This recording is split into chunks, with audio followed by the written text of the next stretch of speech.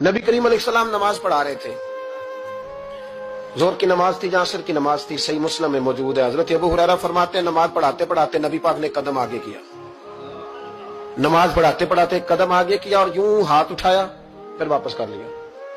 अब नमाज पढ़ के ना तो सलाम फेरा तो सहाबा अर्ज करने लगे या रसूल अल्लाह सल्लल्लाहु अलैहि वसल्लम, वो नमाज में पैर भी आगे किया तो हाथ भी उठाया, तो वजह क्या थी? अब पहला सवाल तो यह है कि आप लोग नमाज पढ़ रहे थे या हुजूर को देख रहे थे?